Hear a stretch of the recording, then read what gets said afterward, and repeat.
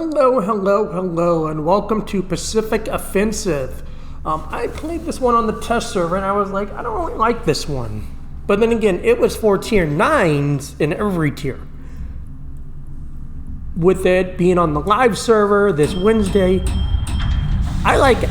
Our team is with Santa in the Yorktown, Triple Place in the Georgia, Phoenix and the Monarch, myself and the Bayard. We have a Buffalo, Seattle, and a Tulsa. I've actually been seeing a lot of ships, so I've been seeing a lot of Tulsas, I've been seeing a lot of Georgias, Seattles, Buffaloes, all these cruisers I've honestly been seeing a lot of. Now, in terms of the objectives, this is where it gets kind of difficult. So you have to neutralize the first battery, which will show up, which is the crosshairs on the map. So let's blow that up. So there's the crosshairs.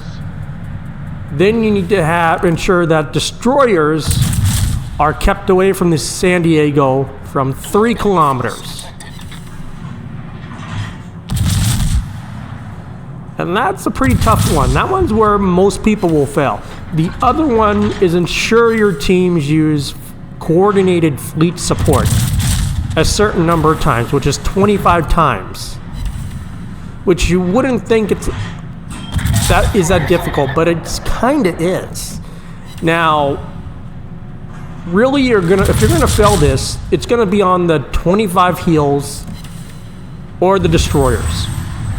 My first match, there was one that was like reach the islands before the San Diego. That's another one. So there's room that you'll lose stars. So it is vile. So it would be a good thing for you to, if you play this, to go into the mindset of, okay, I'm going to lose maybe 1 to 2 stars, but I'm still going to win. At most, you'll probably lose 1 star, being either the destroyers or the use coordinated fleet support. Now, you only get 2 at the very start, but after every capture circle and capping and everything, you get 1 more charge. And there's like 2 charges. I think it's like 2 charges. Yeah, 2 caps, 2 charges. So that's 4. So 4 times 7. What is that? 28? Yeah, that's 28 charges.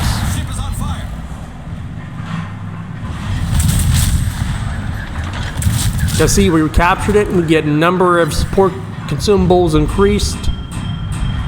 And usually, if your team's popping them off like this, how we are in this match, you really don't have to worry about it. That's really a good sign. If you're popping them off like this, then you're like, okay, you shouldn't have to worry as much.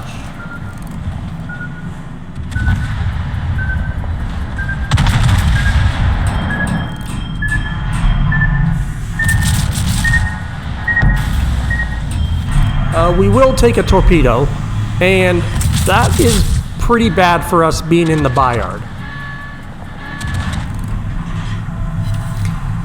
You're going to see me get away with a lot of stuff, but I'll be honest, Bayard is really a great destroyer, and sorry for the pause right there. I think one of my packages came that I've been looking forward for. So yay.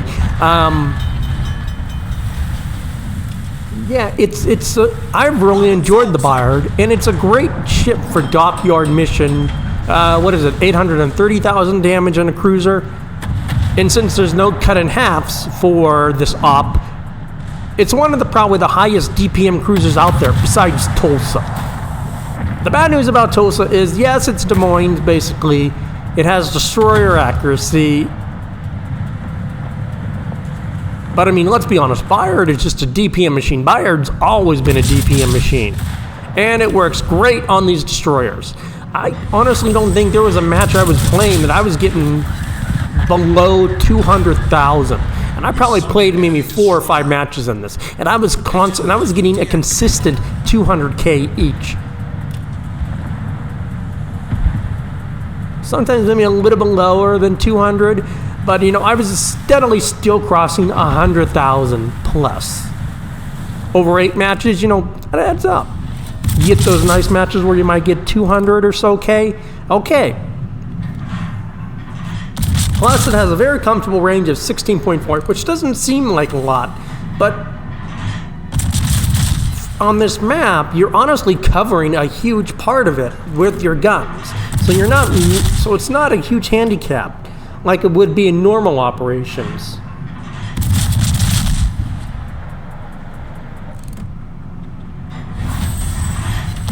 Now we are up to, oh, and there is also the other one of ensure that one ship stays with San Diego within that 6 kilometers. So San Diego gets a 6 kilometer range. You have to stay within 6 kilometers up. One ship has to.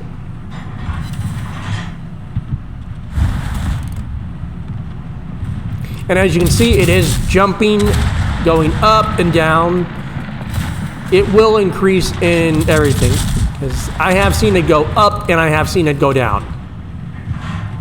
To see right there, it went back to 6. So you have to stay within that. Only one ship has to. But the odds are you'll have multiple ships staying. So that's one's usually a guaranteed one. But like I said, the consumables and keep the destroyers 3 kilometers away. That one's a tough one. It's not, I haven't been really failing that one. That one hasn't been as easy to fail. So honestly, coordinated fleet support 25 times, that one's been the one that's usually been failing. Or has been like, hey guys, come on, press 9. And you'll get a lot of people in chat saying, hey, remember to press 9, press 9. Yeah, they're totally right.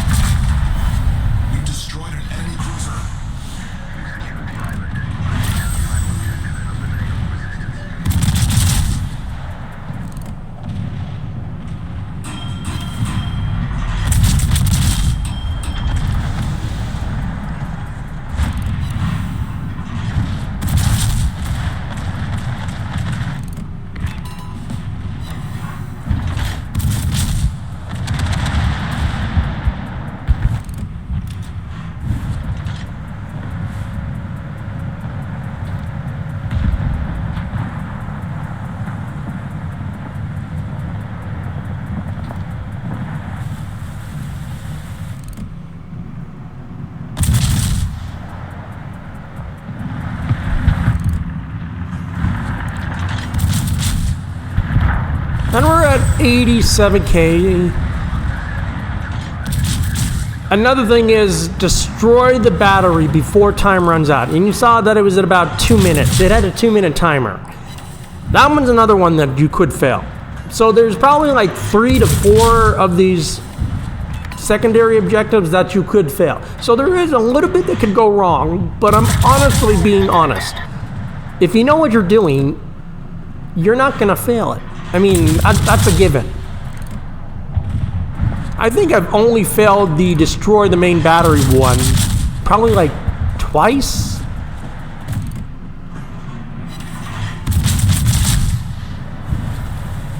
Because I think it was in the previous match, before this match, I had like 2100 basic speed, and we had failed that objective, even though there were multiple ships that were literally right in front of it. Which was kind of a little bit irritating. Now, we have crossed 109K.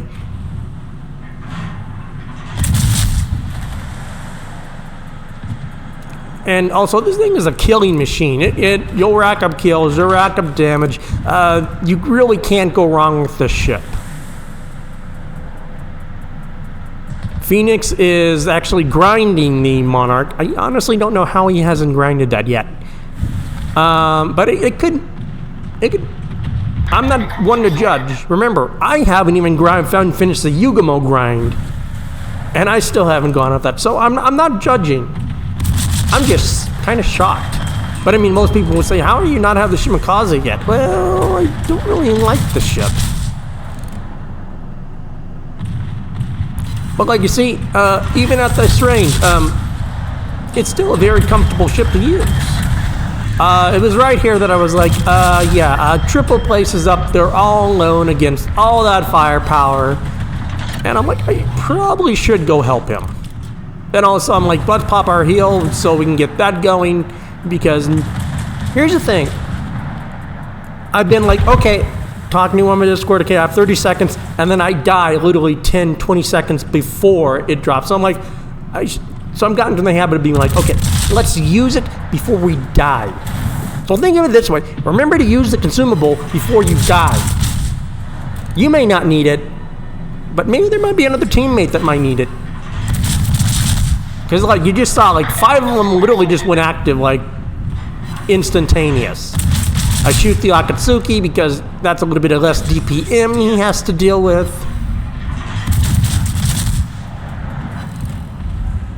And remember, there's also the DD disc. If you get the DDs, you get more XP.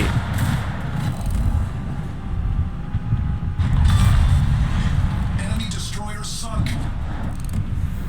Lower that down for you folks. That is a little bit big. We do see that that DD is getting a little bit close. I am kind of worried. Not completely worried, but I'm still worried. Because he's still pretty damn close. I do bust his engine, and I'm like, okay, I'll get him on this salvo. And I can't believe I left him on 6 HP. And I'm like, okay, let's focus on this Musashi. That could have been bad if those shells had hit our bow. Could have been very bad.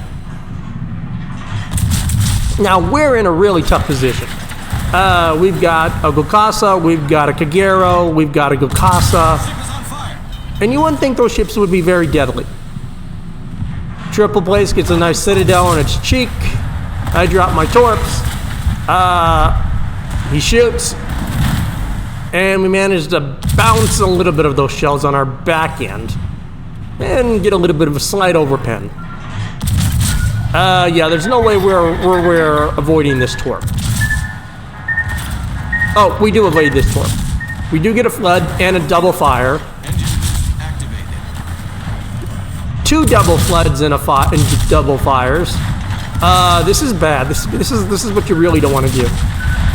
Yeah, that was about 11,000, and fortunately it shot the aft in and it overmatched everything. Now since that whole side has been literally just saturated with so much damage, I take the torpedo on the ass, but it's already been so heavily saturated that it takes a reduced damage. So I get extremely lucky there.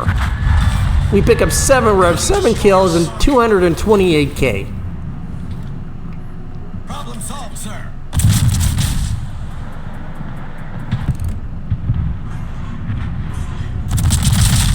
Enemy cruiser sighted. I feel like, honestly, if you knew what you were doing in a carrier, I feel like you could take a carrier into this. It would be very few carriers. I would honestly say Enterprise, maybe Hornet, but I'll honestly be like, I don't really feel like these ops have really been, useful for carriers. I feel like, yeah. And that brings me to another thing as far as carriers go. I do really, and I've been wanting this for a long time, I want to see a pure carrier op. That is either American or Japanese. I think that would be really great. I mean, we could obviously add the British in there because, yeah. And it probably would be a good thing having Colossuses, what's the other one, Thesis? Which are 2 carriers I have not been able to get, which is kind of sad. I really kind of wanted those 2 British carriers. And I have Indomitable, but there's a reason we don't bring on Indomitable to the channel. And you can check the review on that. That will be in the ship reviews playlist. That ship was not fun to find footage for. It's still a decent little ship, but I'd still rather take my Enterprise over any of those ships.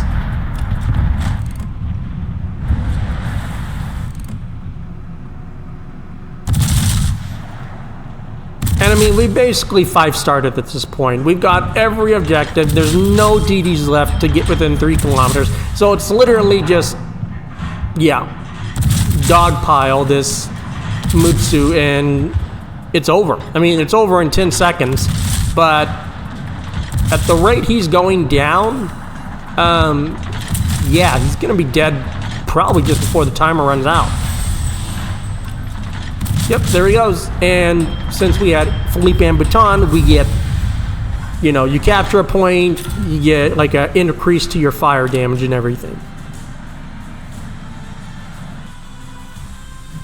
Or increase to your chance of fire, sorry. Now we end up with pulling 700,000 credits. This is a great mode to farm credits in. If you take a Georgia, you take a Bayard, you take any good high DPM ship that uses secondaries, I don't feel like Massey's a good one for this mode. I think Georgia's a better one because it gets the overmatch ability of basically able to overmatch all those cruisers you're facing. Plus, it chunks battleships. And don't get me wrong, Massachusetts is a great ship, but it doesn't have the speed. And that's where I feel like you would really, you would definitely feel very weak in. If you take Brisk, you go up to 30 knots undetected, but you're always going to be detected. So Georgia, Bayard, Tulsa, basically any good Tier 9 cruisable work that has good guns. Basically 203 millimeter guns or above.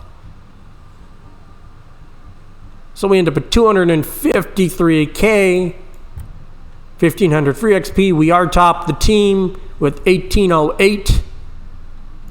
Detailed report. We did about 85K to that Musashi, 2 floods and the 2 fires. The Torbs did very little. The HE did about half. So it was honestly spread between, Torbs, HE shells, and then the massive amounts of flood and fire. But I've been really enjoying this one. I really do enjoy this one. I do wish that Pacific Offensive, I wish they would have put in like bot carriers. Because I think that would be a good thing. But we still make a nice 600K profit. And since we're retraining Philippe since he's on our Kleber, we only pull an 800K Commander XP. But overall, I really, really do enjoy this op.